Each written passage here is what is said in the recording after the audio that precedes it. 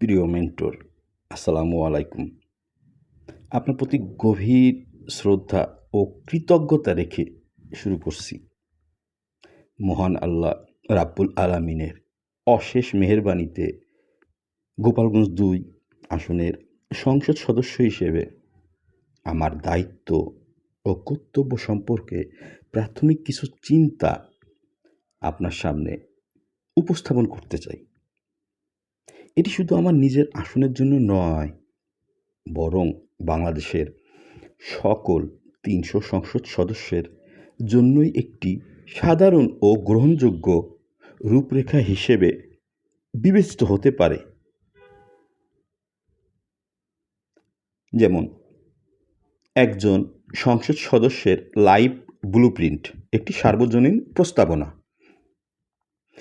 একজন জনপ্রতিনিধি হিসেবে আমার দৃষ্টিভঙ্গি এবং করণীয় সম্পর্কে রূপরেখাটি তৈরি করা হয়েছে, যা স্থানীয়, জাতীয় এবং আন্তর্জাতিক সকল স্তরে গ্রহণযোগ্য হবে ইনশাল্লাহ।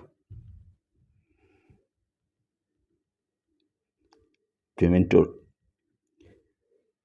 পূর্বের অবস্থা, বিগত সময়ের মূল্যায়ন যা ছিল একটি নির্বাচনী এলাকা হিসেবে গোপালগঞ্জ ২ এর অতীতের চ্যালেঞ্জসমূহ, যেমন অবকাঠামোর ঘাটতি, শিক্ষা ও স্বাস্থ্যসেবার অপ্রতুলতা, কৃষি ও অর্থনৈতিক সম্ভাবনার পূর্ণ ব্যবহার না হওয়া, সেই সাথে এর শক্তি ও সুযোগগুলোকে স্বীকৃতি দেওয়া। সার্বজনীন দৃষ্টিভঙ্গি বা সার্বজনীন দৃষ্টিকোণ, দেশের যে কোনো সংসদ সদস্যের প্রথম কাজ হলো তার নিজ এলাকার ইতিহাস, সংস্কৃতি, সমস্যা ও সম্ভাবনাকে গভীরভাবে বুঝতে শেখা।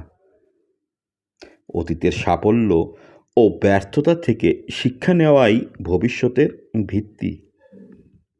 ২.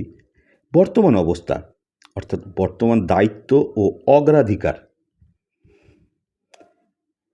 প্রিয় মেন্টর, আপনি জানেন যে নর্মালি আমরা কোনো বিষয়ে কে কী কেন কোথায় কিভাবে পূর্বের অবস্থা পরের অবস্থা সুবিধা অসুবিধা আমরা তো সেই হিসাবের পরে কী করণীয় বা কী আমার প্রাথমিক ও প্রধান দায়িত্ব হলো আমার নির্বাচনী এলাকার জনগণের প্রত্যাশা পূরণে কাজ করা।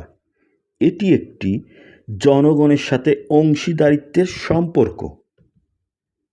কি কেন? কারণ জনগণের ভোটেই আমি এই মর্যাদাপূর্ণ দায়িত্ব পেয়েছি। তাদের আস্থাই আমার সবচেয়ে বড় পুঁজি। কিভাবে ভিতরে যেমন সুবিধা, শক্তি ও সুযোগ, এলাকার প্রাকৃতিক সম্পদ, কৃষিক্ষেত্র, মানব সম্পদ এবং পর্যটন সম্ভাবনাকে কাজে লাগানো। অসুবিধা, দুর্বলতা ও হুমকি, বন্যা নিয়ন্ত্রণ, যোগাযোগ ব্যবস্থার উন্নয়ন, শিক্ষার মান উন্নয়ন এবং যুব সমাজের জন্য কর্মসংস্থান সৃষ্টির মতো চ্যালেঞ্জগুলো মোকাবেলা করা। কোথায়? কাজের ক্ষেত্র হবে গোপালগঞ্জ ২ আসনের প্রতিটি ইউনিয়ন, প্রতিটি গ্রাম ইনশাল্লাহ।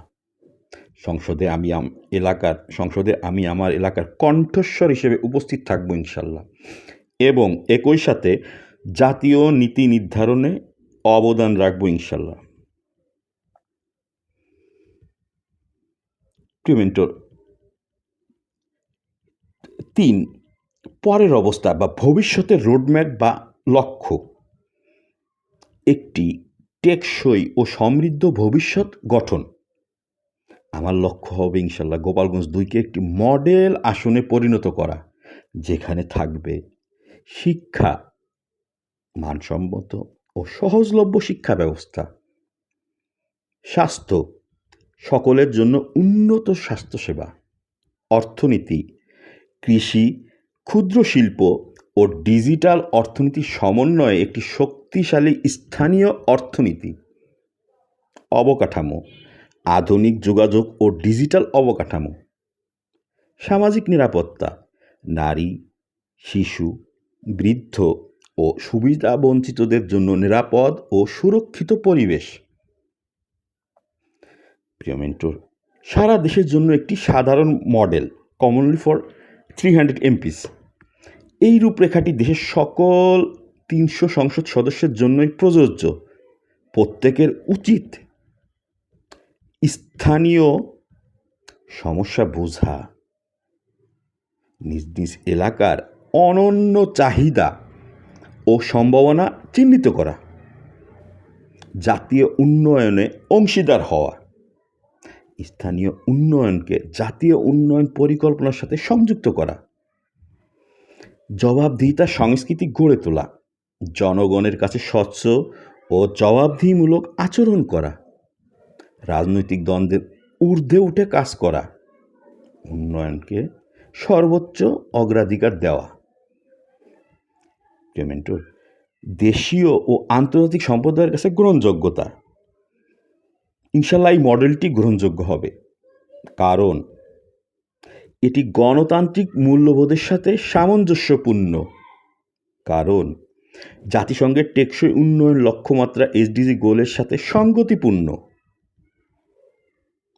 কারণ স্থানীয় সমস্যা সমাধানের উপর জোর দেয়, যা আন্তর্জাতিক উন্নয়ন সহযোগীরা ও অগ্রাধিকার দিয়ে থাকেন, কারণ স্বচ্ছতা, জবাবদিহিতা ও অংশগ্রহণমূলক শাসনের প্রতি অঙ্গীকারবদ্ধ। প্রিয় মেন্টর, আল্লাহ তাআলার নামে শপথ করে বলছি, আমি আমার এই দায়িত্ব অত্যন্ত আন্তরিকতা, সততা এবং নিষ্ঠার সাথে পালন করব ইনশাল্লাহ। আমি কারোর মুখাপেক্ষী না হয়ে শুধুমাত্র আল্লাহ এবং আমার বিবেক ও জনগণের কাছে জবাবদিহি করে সম্মান ও মর্যাদার সাথে আমার কর্তব্য সম্পাদন করতে দৃঢ় প্রতিজ্ঞ ইনশাল্লাহ। আমার এই প্রচেষ্টা যেন দেশ ও জাতির সেবায় এবং আল্লাহ রাব্বুল আলামিনের সন্তুষ্টি অর্জনের জন্য হয়। আপনার আশীর্বাদ ও দিক নির্দেশনা কামনা করছি। বিনম্র শ্রদ্ধা সহ আপনার মেন্টি, স্নেহধন্য সুজন, সংসদ সদস্য, গোপালগঞ্জ 2। আসসালামু আলাইকুম।